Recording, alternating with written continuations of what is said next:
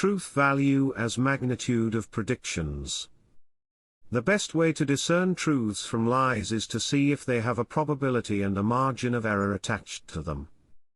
The second best way to do so is to ask when the people holding those potential truths were able to bring them to bear to alter the course of the world.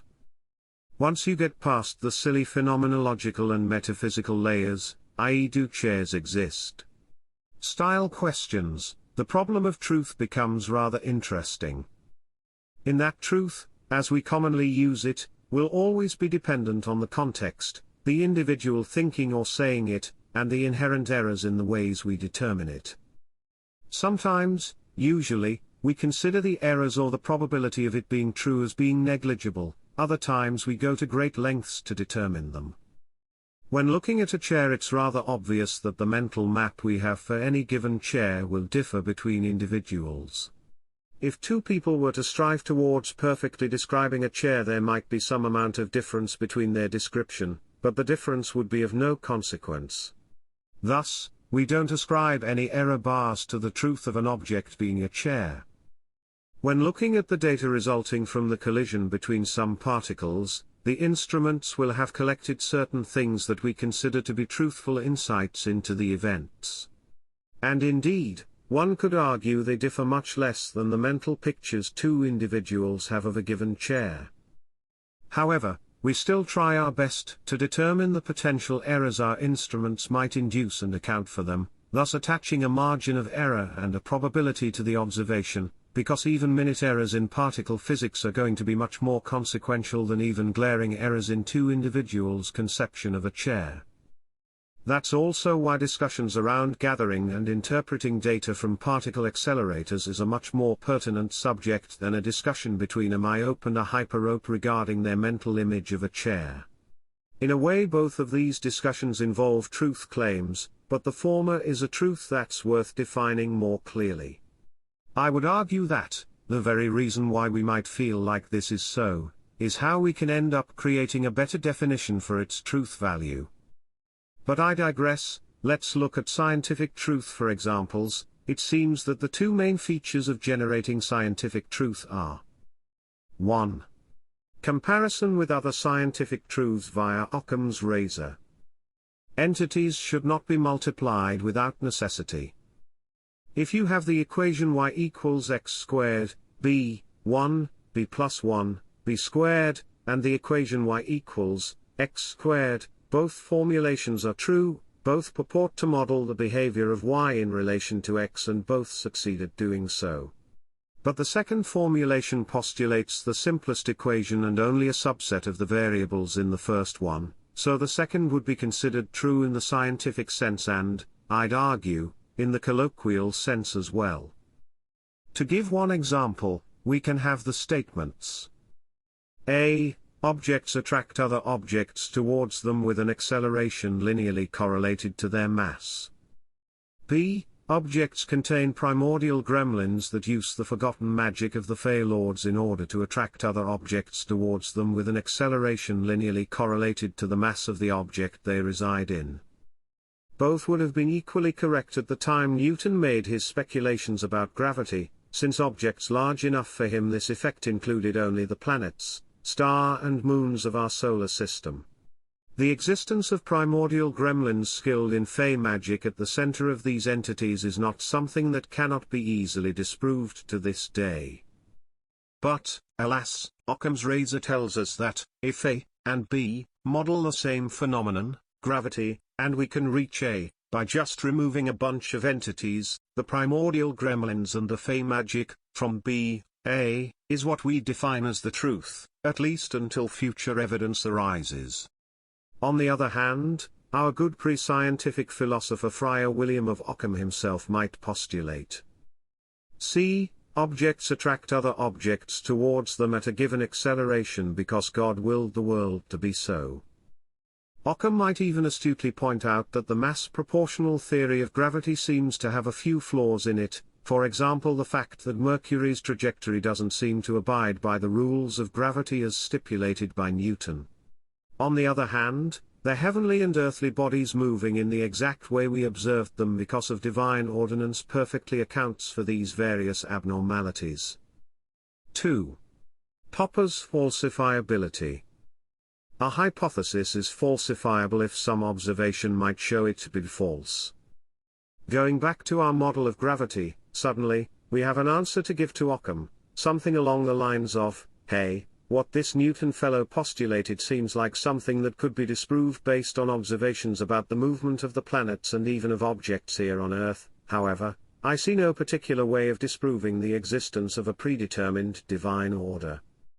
Even if Newton's theory has some observations disproving it and the divine predeterminism theory doesn't, the former is still closer to the truth because it is able to explain some observations while admitting a way to be disproven. We can even go further and say something like, the truth value of the hypothesis is proportional to how easy the observation S, that can disprove it would be to make. Under this model, even a truth which upon attempt to falsify reveals cases where it is untrue, is still fundamentally truer than a truth which doesn't admit falsification, or for which falsification would be unreasonably hard to engage in. However, the combination of these two criteria still leaves us with a few problems. Namely, the vast amount of truths that can be generated and which, by applying these two criteria, we should consider to be valid until further disproof. This is indeed a problem, because truth is something we use to make claims about the world we live in, so the fewer truths there are out there, the easier it becomes to think clearly about the world. I am by no means a fan of the idea that unified theory of everything is worth pursuing. I'm inclined to believe that any such theory would be either so complex or so difficult to apply as to render it impotent. Even if by a stroke of luck this wouldn't be so, coming up with one would render our lives terribly boring.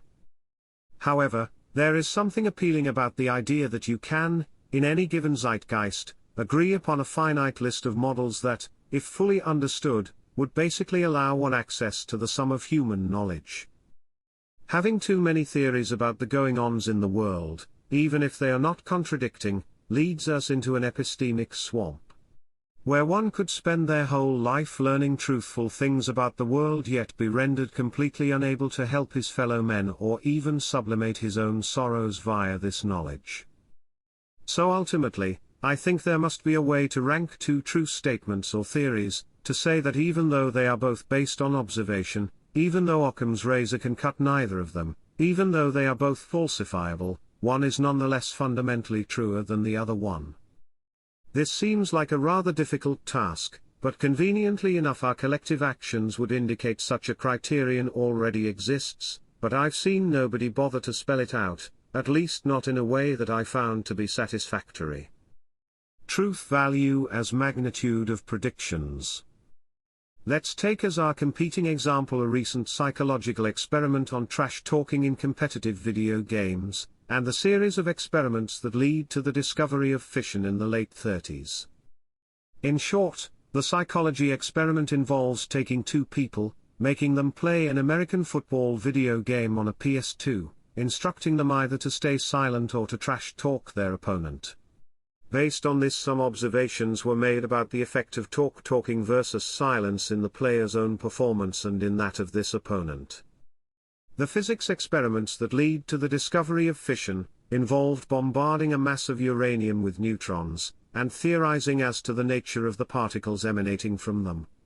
From this, a hypothesis came about that uranium atoms could become so unstable due to this bombardment as to actually split into two separate atoms, which would be repelled by each other due to their charge, resulting in the release of a massive amount of energy. Finally, this led to experiments proving this, providing to us the key to nuclear energy and an entry point into how one might exploit the generative nature of this process to cause an explosive chain reaction. I can't find the original papers for the physics experiments, but provided that this was being done in the 30s, I wouldn't even be surprised if their statistical apparatus was less advanced than that of the psychologists. Furthermore, whilst they had the gist of it, it took much longer for their observation to materialize into concrete theories that could be applied to produce nuclear energy in fission chain reaction. Nor is there any noticeable qualitative difference under Occam's razor or looking through the lens of falsifiability between these two experiments. Indeed, based on falsifiability alone, one could argue that the truth claims of the trash-talking experiment are much narrower and much easier to disprove in terms of the experimental apparatus and prior knowledge required. Yet it seems obvious that the theory of fission is one of those key truths that underlies our understanding of the world. It seems equally obvious that the reaction of an adult playing a sports video game when his opponent insults his play style is so irrelevant to anything or anyone as to only be called truth or knowledge under an imperfect or outright useless definition of those terms. It is indicative of a bug in our language. There are two problems that stem from this example. One is related to treating the kind of mental illness that drives someone to run an experiment yielding such trivial, uninteresting and useless results no matter its outcome. Alas, I think that for now that might be best left to the psychologist's own colleagues. The other problem is one of differentiating clearly between these two pieces of truth in order to give our intellect and funding to the kind of endeavor that would generate the later and give our compassion and care to those afflicted with the madness that would lead them to generate the former. The obvious differentiating factor between these fragments of truth, at the time they were discovered, is their predictive magnitude.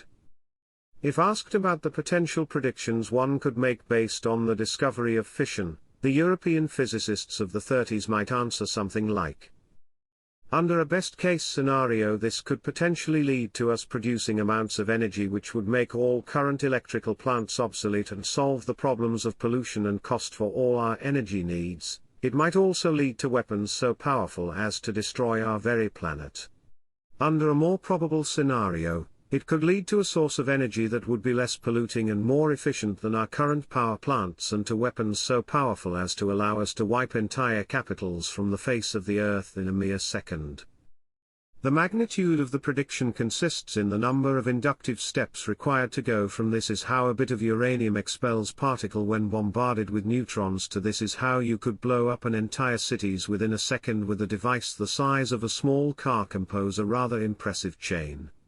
It also consists in the sheer importance its final conclusion.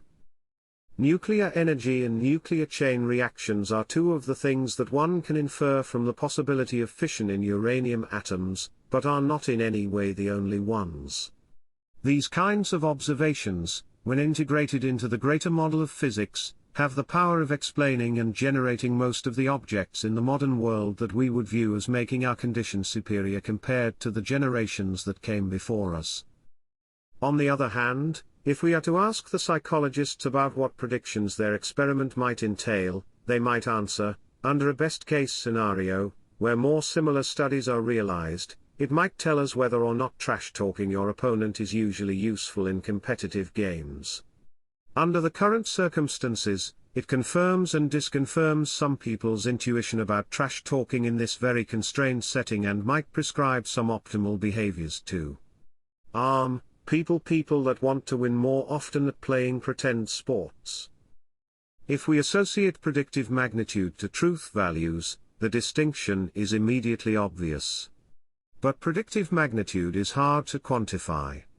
To some extent, it depends on one's personal values.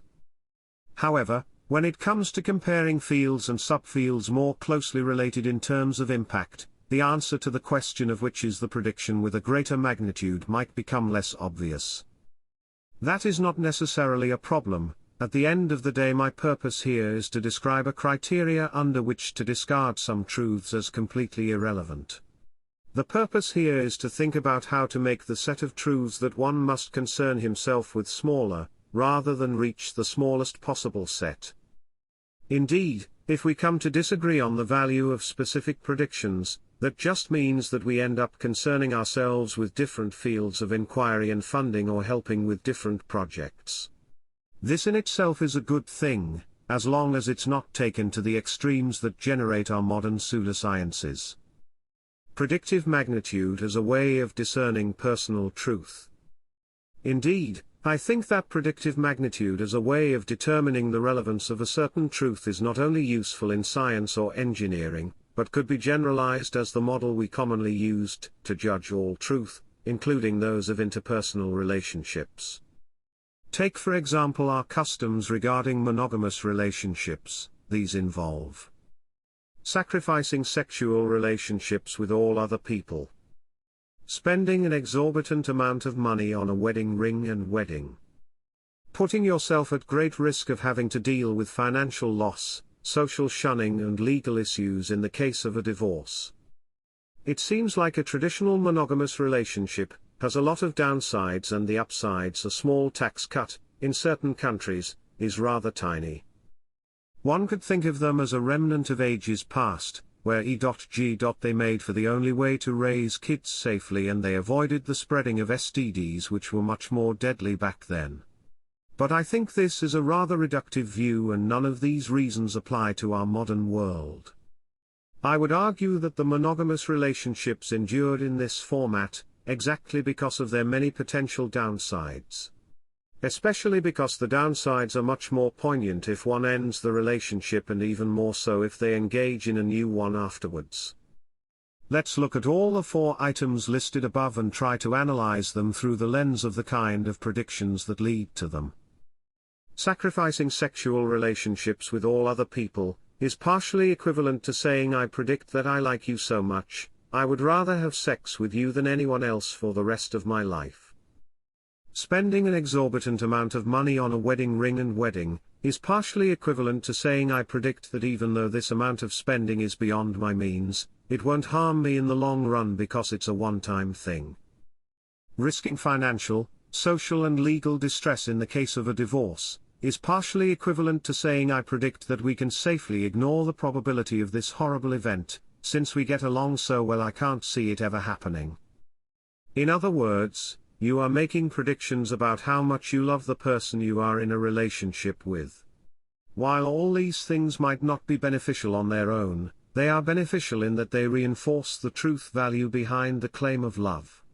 Or, to put it even more disgustingly corny way, they are an attempt at showing true love. Indeed, that statement can be made about a lot of interpersonal truths, such as friendship, which usually becomes stronger if the people go through some sort of hardship together. In a sense, friendship as we define it should involve more than just grabbing a beer with someone every weekend. Friendship is a prediction of being able to rely on someone, so when that prediction comes true, i.e. when you help them or when you provide mutual help in a hard situation, the truth value of the friendship itself is reinforced. This way of thinking about things also provides a framework of thinking about the truth values in culture and religion. Cultures and religion make claims without backing them up with any evidence. You should give your kids gifts for Christmas and pretend a jolly magical fat-bearded man bought them, or you should not kill and you should love thy neighbor. These are implicit and explicit truth claims made by religion and culture about how one should behave. These sorts of claims stand unbacked by evidence, but within these claims is the implicit assumption of if you acted as if though they are true, society will prosper. The only thing that does assign a truth value to them is the fact that most members of society went along with them for a long time and the implicit prediction they made came true, since here we are. Granted, this paradigm does not provide a way to think about the kind of religious or cultural truths one should discard. Stick too closely to the paradigm and you will end up defending slavery or the unjust persecution of various groups purely out of conservative reasons, out of fear of experimenting with anything new. Generators of truth. Lastly, there comes the question of what this kind of thinking would have to say about generating new truths. After all, asking what kind of predictions can this theory make is all well and good once you've got a complete theory, but most promising theories are incomplete. Even once a theory is complete, putting it in practice might involve a significant investment. One may initially see little value in classifying and studying wild animals and plants, but give that area of study the thousands of years necessary to get from Aristotle to Darwin and you get a theory about how life changes and propagates itself. Give it 100 and a few more years and you can start building modern genetics upon it, that certainly has a lot of useful predictions it can bring to the table. But ask Aristotle what's the point of trying to find traits that separate animals, and not in his wildest dreams will he be able to say, well, it could lead to recombinant DNA vaccine being created to prevent deaths from dengue and jur.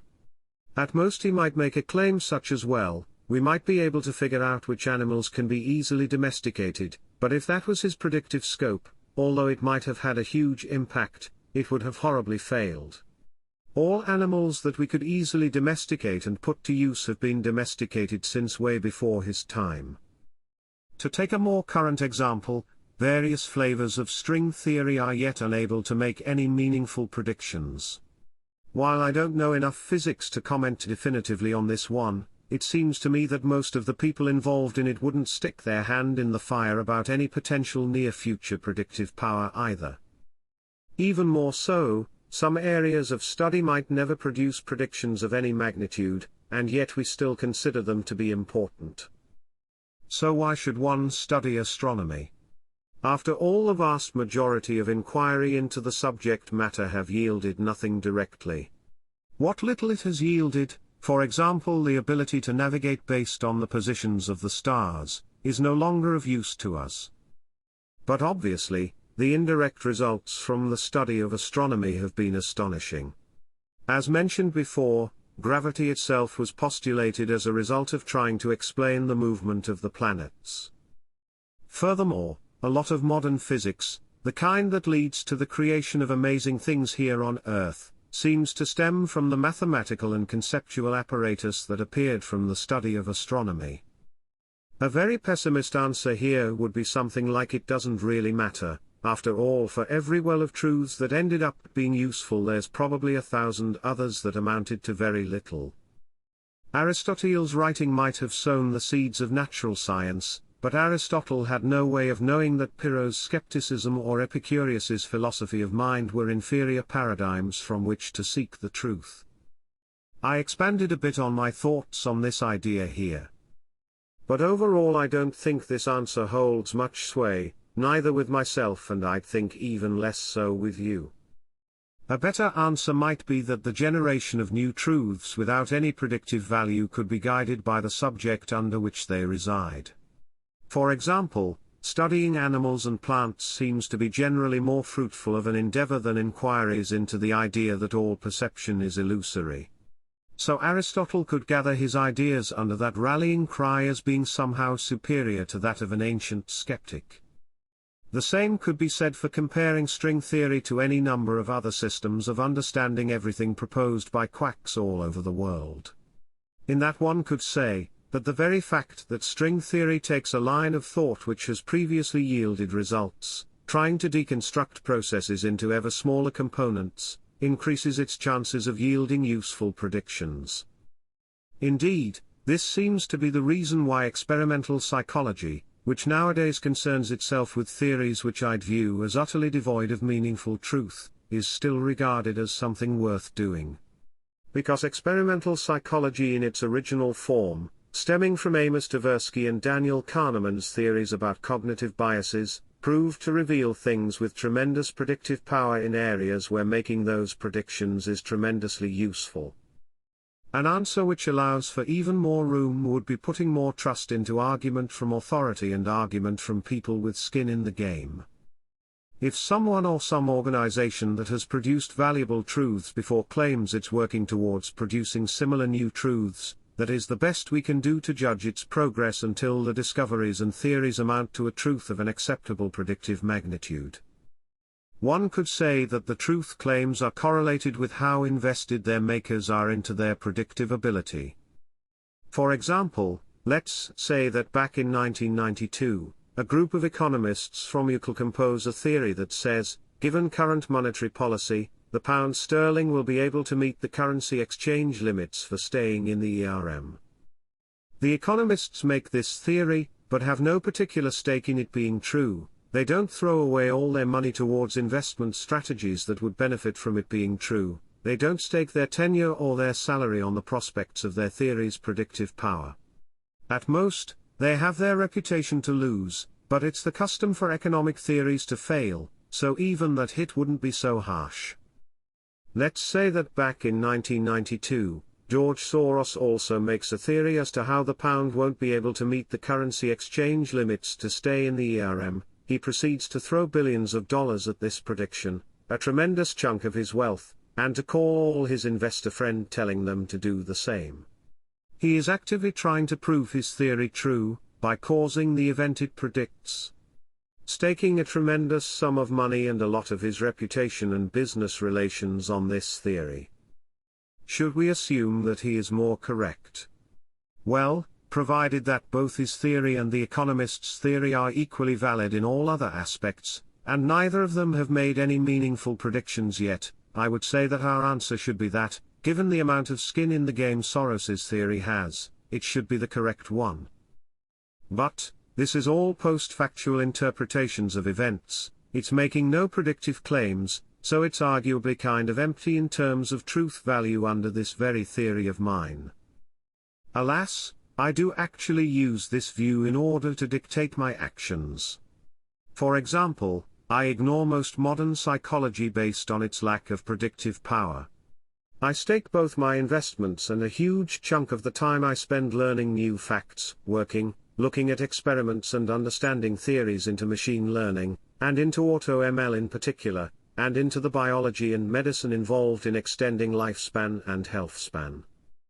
These two fields I've named as my favorite, have tremendous predictive magnitude associated with them, seem to rely on validation methods much more focused on predicting the future in unknown ways, rather than simply fitting past data.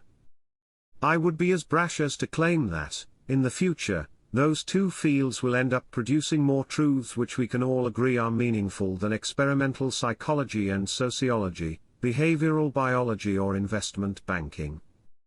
But that's a fairly weak claim. A stronger claim would be that these two fields will prove to be much more relevant to our future than, say, string theory or the pursuit of symptom-treating evidence-based medicine. I would venture as far as to give a high probability to that claim, but if I had to stake my life on it, I would not venture that far.